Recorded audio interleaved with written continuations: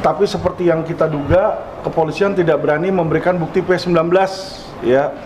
Jadi yang namanya kalau udah ada penetapan tersangka itu seharusnya berkas itu sudah diberikan ke kejaksaan, dan dari kejaksaan seharusnya sudah memberikan P19. Nah, ketika P19 dikembalikan, mereka ada waktu 2 minggu. Nah, mereka yang menerima surat tersebut secara resmi pastinya penyidik yang dikasih oleh kejaksaan.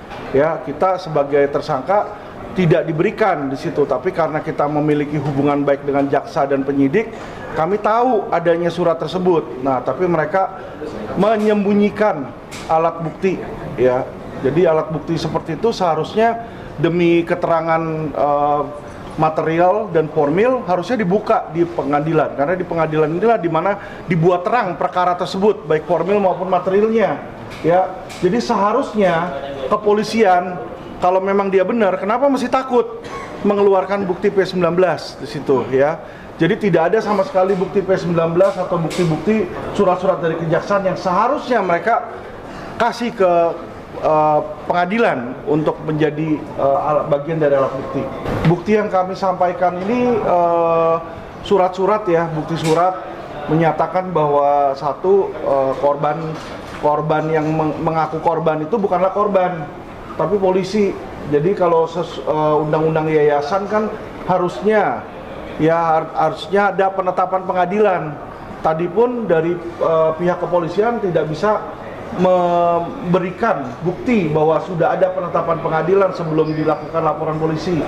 Nah, kalau penggelapan, yang namanya penggelapan itu harus ada korbannya, Pak. Jadi harus ada yang menitipkan. Kan kalau penggelapan itu di dalam kekuasaan, ada orang nitipin, misalnya saya nitipin mobil, saya mau keluar negeri, saya titipin ke abang, ya kan? Nah, saya ketika balik dari luar negeri, saya harus minta dulu ke abang.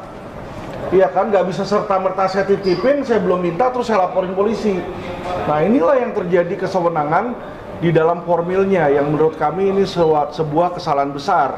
Ya, polisi apa haknya? Tidak ada barang dia, tidak ada barang milik si polisi tersebut di yayasan pesantren kami di situ kan. Jadi otomatis apa yang mau diminta, apa yang digelapkan, bukan uang dia digelapkan, nggak ada barang-barang dia. Ya, yang menjadi milik dia sebagian atau seluruhnya nggak ada di situ. Ya, kalau mereka permasalahkan ada bantuan dana yang namanya sumbangan, Pak, ya di mana-mana yang namanya sumbangan. Kalau kita nyumbangin ke orang, uang itu sudah bukan milik si penyumbang lagi, udah jadi milik si yayasan. Ya dong, kalau namanya nyumbang, saya nyumbang misalnya ke gereja, saya nyumbang kan harus ikhlas. Ketika saya kasih, masa saya minta balik? Saya bilang, oh itu uang milik saya. Ya nggak bisa, ketika kamu menyumbang, itu sudah terjadi transfer kepemilikan. Itulah dimana menurut hemat kami, polisi ini nggak ngerti hukum, Pak. Gitu loh, dia nggak ngerti hukum. Dia tidak bisa membedakan antara sumbangan yang mana sudah terjadi transfer kepemilikan, ya, dengan menitipkan. Kalau penggelapan itu menitipkan. Bukan saya kasih nih uang saya atau mobil saya kasih ke kamu, saya mau keluar negeri. Kan bukan, saya titipkan. Nah, itulah makanya penggelapan di dalam kekuasaan seseorang masih menjadi milik orang lain. Tapi kalau sumbangan di mana-mana, nggak bisa habis kita nyumbang, kita ke pengadilan, kita gugat si penyumbang, kita minta uangnya balik, nggak bisa. Mana ada kayak begituan, ya.